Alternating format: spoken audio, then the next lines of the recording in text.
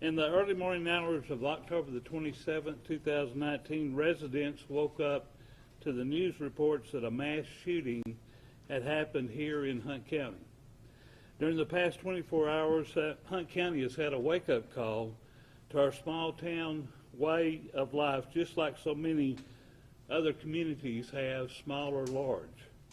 Hunt County investigators were on scene of the shooting in a short time frame and began trying to interview witnesses or victims that were not transported to medical facilities. They, along with agents from the FBI, DPS, CID, Department of Homeland Security, Texas Rangers, and ATF, worked the scene for close to 18 hours, processing the crime scene. The scene itself was horrific, with victims' bloods inside and outside the building, different shoes lying inside and outside left behind by people fleeing the building to save their own lives, running to the deputies just outside the building, begging for medical help or seeking safety.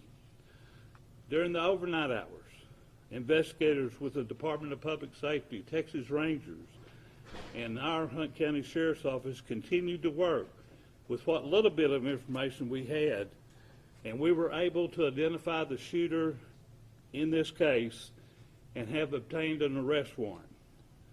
The suspect, Brandon Ray Gonzales, 23 years of age, from Greenville, Texas, was taken into custody this morning and charged with capital murder of multiple persons, and was arranged earlier by Justice of the Peace Wayne Money, and a bond was set at $1 million. This investigation is not complete, and I ask that over the 200,000 people that viewed the Hunt County Crime Stoppers social media posts and numerous people that called in tips to our tip line to keep that information coming to our investigators, so that they can review the information for possible evidence in this case. This arrest would not have been possible without the tremendous support we received from our state and federal partners that provided resources for us that we would not normally have access to. I'm happy to report that as of this press conference, that the remaining victims in the hospital, there are 4 in good condition, and 1 is still in critical condition. I would like to personally thank Governor Greg Abbott for reaching out to me and offering any assistance that the state of Texas could provide. I want to ask everyone to take this matter to heart and to learn what to do in these situations and how to protect themselves. I would also like to personally recognize Sergeant Caleb Pippin and Deputy Jonathan Beasley and all the officers who responded to that horrific scene for their professionalism and going above and beyond the call of duty. Any questions? Sheriff, what was the motive? We don't have a motive at this time. Has he cooperated with your investigators? We have visited with him. He's cooperated some, but not a whole lot. How did you guys identify him? How did you? We just kept pushing and pushing until people finally started coming forward. And once one person came forward with a little bit of information, then that led to another little bit of information, and investigators were able to keep on pushing until we got the name of the suspect. Do you still think this was targeted? That he went in there, Gonzales went in there to go after someone specific? You know, he hasn't said that, but we still believe that, as I said in the press conference yesterday morning, that maybe the first person seemed to be a target, and then the rest seemed to just be at random. Do we believe this gunman acted alone? Yes, we believe gunman acted alone. Sheriff, there have been some arrests. All of the people that were shot? Yes, yes. There have been some arrests in the shooting that was last night at the vigil for this shooting that you're speaking of today. Are those two related, and if so, how? We don't believe those two are related at all. We have talked to one of the investigators from Dallas PD. One of my investigators have, and we don't see a connection there at all between this shooter and what happened there last night. Sheriff, you said the investigation is still very much ongoing. Can you talk about what's the Now we're looking for more evidence. When you take a scene like this with that many people there is a lot of evidence to collect, and we've collected quite a bit. But we're still following leads. We're still following running search warrants for other evidence that we might need to have in this case. Sheriff, can you talk about how you were able to find Brandon, where he was at the time that he was arrested this morning?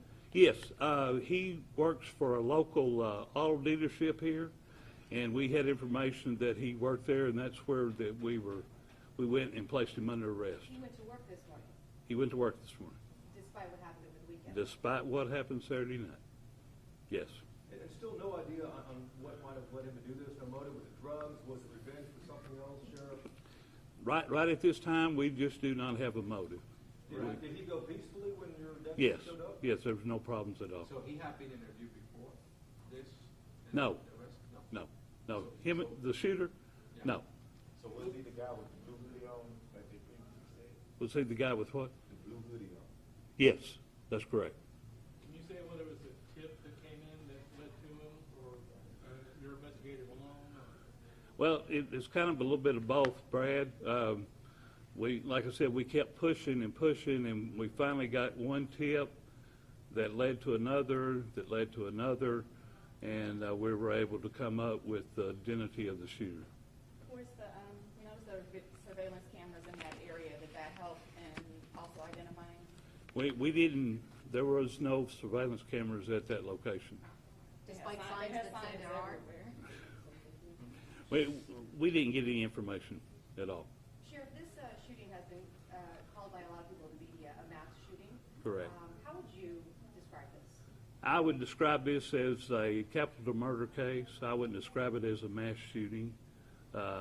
We believe one person was targeted, and for some no reason to us, he decided to go ahead and shoot other folks. So I wouldn't classify it as a mass shooting. Have y'all dealt with this guy before, Sheriff? He had a minor traffic charge, I think, back in the summer, and that's been it. Did you recover the weapon from his house or from auto dealership or vehicle or anything? We have not yet. Still think it was a 9mm? Yes, we do. Any other questions? Is he cooperating? I'm sorry, I can't hear. Is he cooperating with investigators? He's cooperating with us, yes. Has he revealed, though, anything about why he went there that night? No, he is not. Do you still think he was not a party goer, that he showed up specifically for this, Sheriff? I believe so. Does he have an attorney appointed yet? He does not, that I know of. Are you guys gonna make available a mock shot of him? Yes, we'll have it available as soon as this press conference is over with. Did Do you you think have he was any arrested? indication of a connection between him and the victim? Of him and the victim, he hasn't indicated that to us. We believe some of the evidence points to that, though, that I just can't disclose right now. I know the party was a homecoming festivity of sorts, not sanctioned from Haven Commerce. That's correct. Suspects, did he have any ties to the school at all, past students, current students? That I don't know. You said I'm he's being sorry. cooperative. Does that include, has he made an admission that this was him? He has not. He's been cooperative on other things, but not about that. Like what, Sheriff? Well, he's just been cooperative. He has told us he was there. We do know that much, but as far as actually being the shooter, he has not admitted that to us at all. Has the weapon been recovered yet? No, not yet. Sheriff, any idea where Gonzales was between the shooting and showing up to work this morning? No, we just haven't got that far yet. We're still working it. Still a lot of preliminary investigation going on right now. But I thought it was very important to go ahead and let you know that we have made an arrest and that he's in custody with a very high bond. Can you identify where he worked? Sir? Can you identify where he worked? It's just a local auto dealership here. I'm not gonna say the name. What was his position? I have to run for re-election here. What was his position there, Sheriff? I believe a mechanic. Do you anticipate any other arrests in connection with this case? No, I do not, Brad. Sure don't. All right. Listen, it's been said I was told, it's been said that we haven't been compassionate over here at Hunt County. Well, I want to say this. We were compassionate enough to make an arrest, and we care about these people, and we care about their families, and our thoughts and prayers go out to all of them, all the people that were there, all the people that were injured. I know it was a traumatic experience for everyone, and we are compassionate. We do care. Thank you.